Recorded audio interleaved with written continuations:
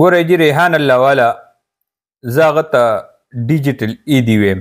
زما ملګری دی، دوست مې دی، او زه هغه چې کوم ټکنالوژي باندې کار کوي نو زه هغې ستاینه کوم. د دنیا معروف ټکنالوژیست دی او 4 نمبر ټکنالوژیست دی او ټکنالوژي نه هغه ډېر لوی دولت جوړ کړی دی، پیسې جوړې کړي دي او د 90 دهایې نه هغه په انټرنیټ او په ټکنالوژي باندې لګیا دی.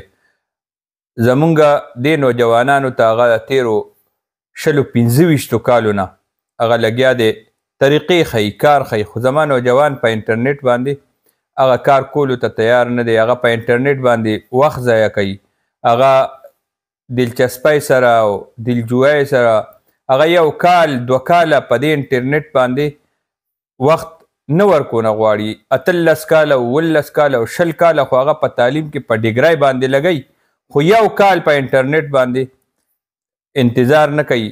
هغه آفر ورکوي، هغه سکول جوړ کړی دی دې ټایم کې کراچۍ کې، او هغه مکمل تېنه کتاب وښکو ټکنالوژي په بنیاد باندې هغه چلوي او کامیابۍ سره، او اعلان کوي چې ما سره کوم ماشوم څه میاشتې دي چې هغه میاشتې تیرې کړي نو چې کوم د هغه لومبۍ میاشت چې بیا مدني 1 لک روپۍ نو هغه به مال راکوي، هغه به بیا سکول ته ورکوي، فری آف کاسټ به ورته تعلیم ورکوي. خو دلته کې زمونږ دې معاشره کې زما نوجوان هغه ټیک ټاک باندې به صرف خپل فوټو اچوي او هغې باندې ګانه ولګوي. هغه ته دا کار ښکاري نه، دا کار نه دی، ډېره لویه دنیا ده، خو که څوک په دې باندې په طریقه کار وکړي او دې کې ډېر لوی سکوپ دی، طریقې غواړي، محنت غواړي.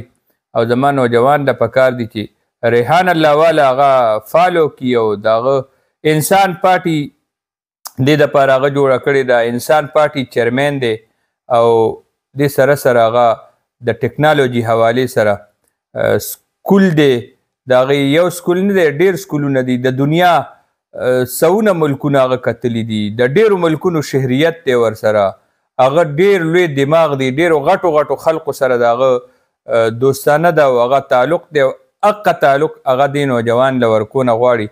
خو که دا نوجوان هغه فالو کړي. زمونږ د نوجوانانو بدقسمتي دا ده چې هغه څنګه هغه تا سره زده کړه شروع کړي نو بس وایي چې اتا کومې ګټلي دي دا ماله راکړه.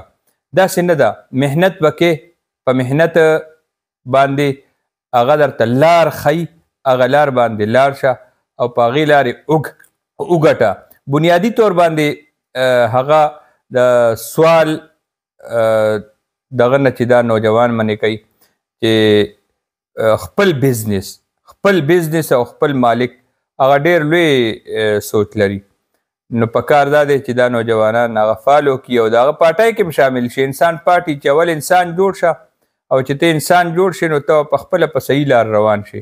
ستا مذهب سره یې کار نشته، ستا کپړو سره یې کار نشته، ستا لباس سره یې کار نشته، ستا ژبې سره یې کار نشته، ستا سوچ سره یې کار نشته. یک نکات ایجنډه چې وایي ته د میاشت 1 لاک روپو ګټلو واله جوړ شي. او که دلته داسې نوجوانان شته که هغه حقیقت کې په دې آی ټي باندې صحیح مستقل مزاجۍ سره کار شروع کړي نو هغه به ډېرې پیسې وګټي. ډېر خلک ما نه هم دا تپوس کوي چې دا ټول کارونه دا بیا ته ولې نه کوې. نو بنیادي طور باندې زما دغه کار نه دی او زه نه مې دلچسپي دغې کې شته، خو ما ته پته ده او ما کتلي دي چې کوم خلک په دې باندې کار کوي او د چا میشن هغه هم صرف پیسه ګټلي او پیسه جوړولي.